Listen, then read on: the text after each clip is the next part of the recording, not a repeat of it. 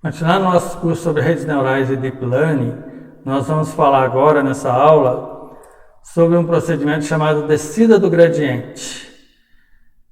Então, para entender um pouco sobre o que é a descida do gradiente, vamos falar primeiro sobre o que é uma função de custo.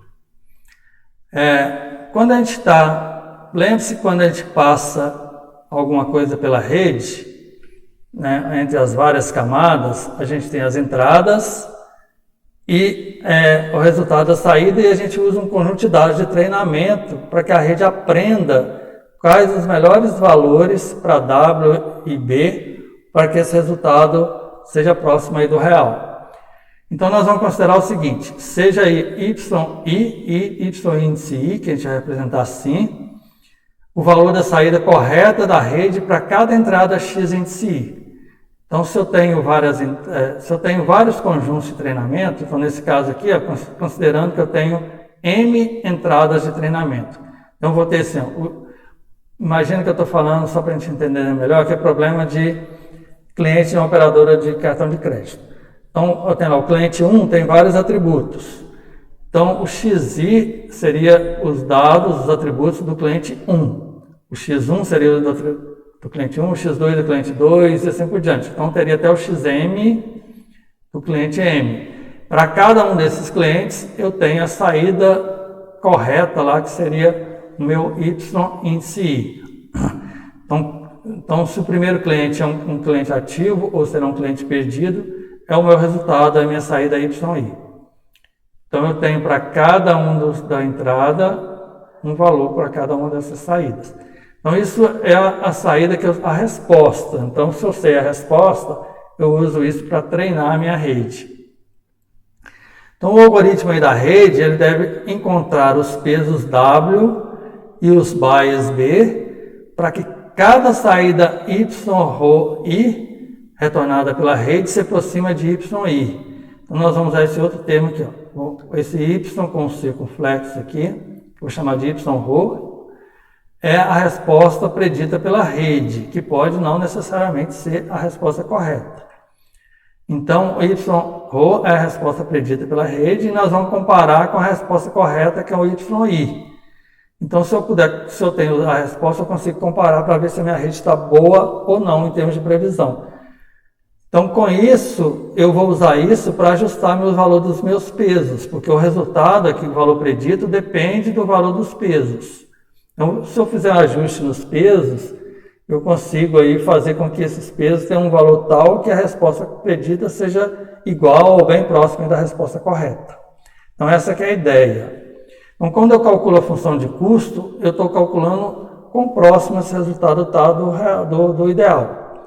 Então, a função de custo, ela quantifica quão bem esse objetivo está sendo cumprido, ou seja, o objetivo de fazer com que a rede tenha uma boa resposta. Então, isso é o conceito da função de custo. Uma função de custo muito usada é a função de custo quadrática. Ela tem essa ideia aqui, ó. Vou chamar de C essa função de custo. Então, nesse caso, ela é em função de W e B. Lembrando que aqui é só uma simplificação, né? W são todos os pesos, W1, W2, W3, de todos os pesos da rede. Da mesma forma, cada neurônio lá tem um valor de B. Então, são várias variáveis aqui. Então, a função de custo é dada por 1 sobre M vezes o somatório de todos os meus conjuntos de treinamento, ou seja, do I igual a 1 até M, da diferença entre o YI menos o YRO de I, ou seja, a resposta correta menos a resposta predita, elevado ao quadrado. Então, essa função C é a função de custo quadrático, que é também chamada de erro quadrático médio, que em inglês é o MSI, né? Que é o Mean Square Error. Esse símbolo aqui das duas barras aí, né? Eu estou falando da norma do vetor V. Porque aqui, lembre-se que o Y é um vetor. Então, YI, YRO de I são vetores. Então, estou fazendo uma operação vetorial aqui de subtração. Então, aí eu tenho a norma do vetor V. E a função de custo, então, ela vai ser equivalente a zero quando o valor de Y se aproximar do valor de YRO. Ou seja, quanto mais próximo for a saída correta da saída predita, mais próximo de zero vai ser o resultado desse cálculo aqui, ou seja, eu vou ter um custo mínimo. Então, o objetivo é encontrar os pesos e os bias que minimize essa função de custo. Ou seja, eu tenho que ficar ajustar meus pesos, quais são os Ws, o valor de W e B ideal, para que essa função realmente seja zero ou próximo de zero. Ou seja, para que eu não esteja perdendo nada aí no resultado. Porque eu tenho um custo zero. Então, essa é a ideia da função de custo aqui, que é bem interessante. Bom, como que a gente descobre, então, quais são esses valores de B e W aí para que essa função tenha um custo mínimo? Bom, aí que entra, então, esse procedimento chamado de descida do gradiente. Então, a função de custo é uma função de várias variáveis. Se a gente usar esse exemplo que está aqui desse gráfico, aqui eu coloquei uma função CWB, que é a função de duas variáveis. Vamos supor que tem só um W e só um B. Então, aqui é uma função, um gráfico em 3 dimensões, né, que representa, então, uma função de duas variáveis. Então, essa função de duas variáveis pode ter uma forma igual está nesse gráfico aqui, uma coisa meio convexa aí, né? Então, qual que é a ideia da descida do gradiente? É encontrar o valor mínimo dessa função. Então, a descida do gradiente é um método para otimizar funções complexas, que são aí funções de várias variáveis. Então, aqui só tem duas variáveis, mas numa rede neural, eu posso ter milhares, até milhões de variáveis aí. Então, encontrar qual que é o mínimo dessa função não é uma coisa simples. Então, observe o seguinte, uma função dessa, ela pode ter uma situação assim, ela cai, mas depois ela pode voltar a subir, depois cair mais. Então, ela pode ter o que a gente chama de mínimos locais, e vai ter um mínimo que é o menor de todos, que é o chamado mínimo global. Então, o objetivo da descida do gradiente é encontrar o valor mínimo global aí da função. Então, essa é a ideia básica. Então, é um método de otimização aí. Agora, como que a gente faz isso? Para a gente fazer isso, vamos pegar um exemplo mais simples, só de uma variável aqui, uma função f com um formato desse, em função de w. Então, para executar esse método de descida do gradiente, eu vou usar o conceito de derivadas do cálculo. Então, quem já estudou cálculo, estudou aí o conceito de derivada. Derivada nada mais é do que a inclinação da reta em um determinado ponto da função. Então, por exemplo, se eu pegar um ponto aqui e traçar uma reta tangente a esse ponto, aí eu sei a inclinação dessa reta. Dependendo da situação, ela pode estar mais inclinada ou menos inclinada, ou pode estar no sentido oposto aí, né? Então, se eu calcular a derivada da função em determinado ponto, eu consigo saber a inclinação dessa reta. Depois nós vamos ver exemplos aí com mais detalhes disso. Por enquanto, só para a gente entender a ideia aqui do que é essa descida do gradiente. Então, eu vou usar funções aí, vou usar derivadas da função de custo para simular uma bola rolando. Então, suponha que eu tenho uma bolinha aqui, ó. Então, qual que é a ideia se eu deixar uma bola rolar aqui, ó? Uma hora ela vai parar lá no ponto mínimo. Então, se eu pegar, por exemplo, esse ponto inicial aqui, ó, como eu não sei qual é esse ponto mínimo, eu vou, por exemplo, chutar um valor inicial aqui. Então, suponha que o ponto inicial seja esse. Aí eu consigo calcular a derivada nesse ponto e eu sei a inclinação dessa reta. Aí depois eu dou um incremento, eu dou um salto aqui e pego um outro ponto um pouco mais distante, porque a gente tem infinitos pontos aqui, né? A gente vai conseguir calcular para todos. Então, eu dou um incremento e pego um outro ponto aqui, ó.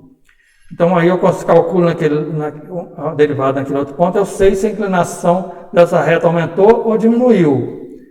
Até ela chegar a um ponto, por exemplo, que ela chega horizontal, mas eu posso não acertar aquele ponto, pode ser que ela mude de direção, então eu sei se a derivada é positiva ou negativa, eu sei o sentido aí também dessa reta.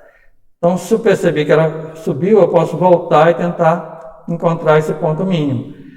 Isso é o mesmo que acontece se eu soltar uma bola numa região que tem esse formato, né?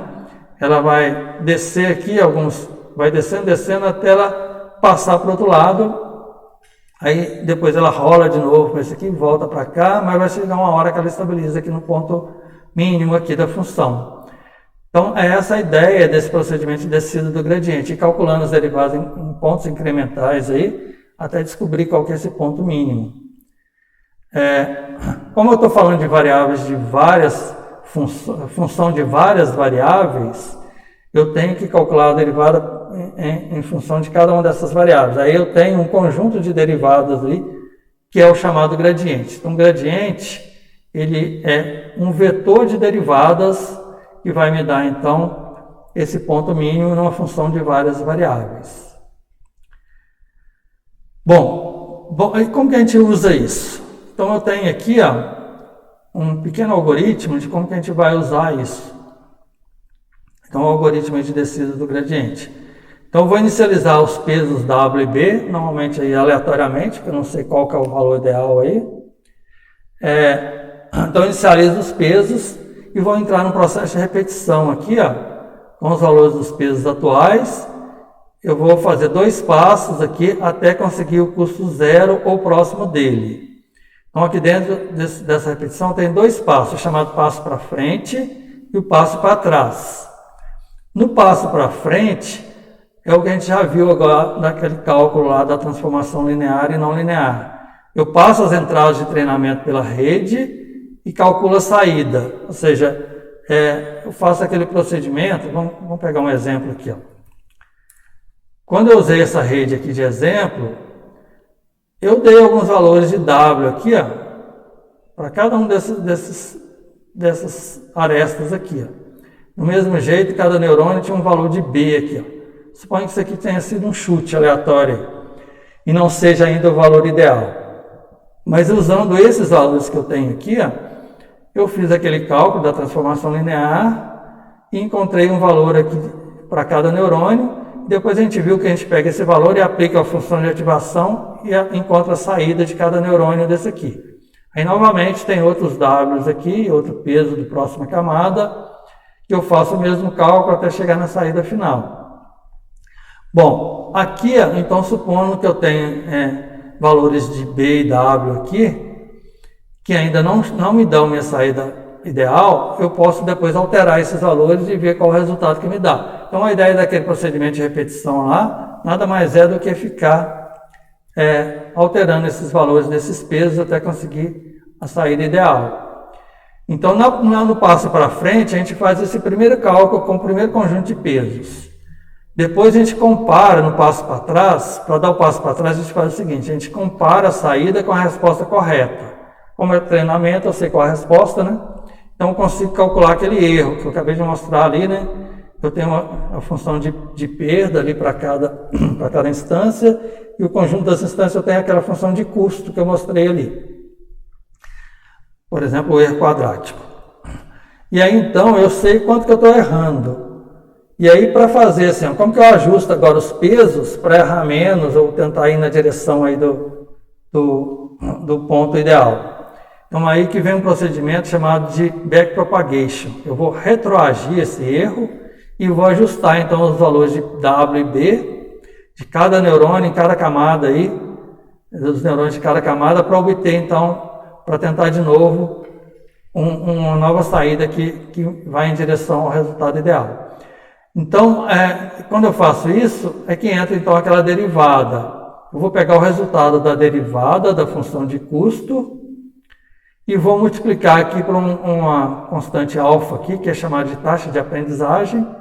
O resultado disso vai dar um pequeno valor que eu vou subtrair aqui do W. Então, W, assim, eu vou pegar o peso que eu tenho agora, subtrair um pequeno valor para me dar um novo W.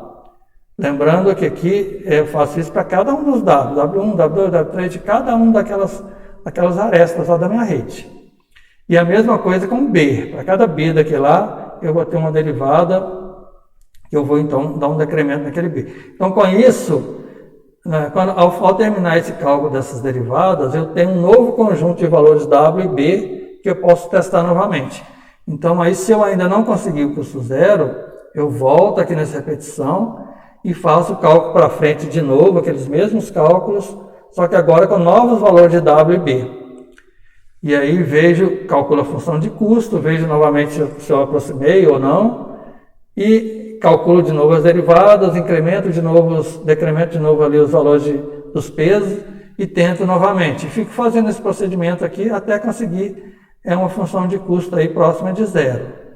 Então, em resumo, o que a rede neural faz é isso. Essa base, a essência aí o funcionamento de uma rede neural. E ficar fazendo essa repetição aí, ajustando os valores de W e B, né, dos meus pesos, usando para isso o cálculo de derivadas e fazendo esse ajuste em função aí de um custo, que é a função do erro que ele está tendo aí. Então essa que é a ideia básica, que é chamada procedimento de descida do gradiente, que quando a gente estuda redes neurais a gente vai ouvir muito falar disso. Então para essa aula eu quero só deixar essa ideia básica. Nas próximas aulas aí nós vamos aprender com mais detalhes como fazer esse cálculo dessas derivadas, para a gente ter então entender o que está por trás de uma rede e saber implementar uma rede dessa, né? Então, por hoje é isso. Por essa aula é isso. Na próxima aula nós vamos avançar um pouco mais aí.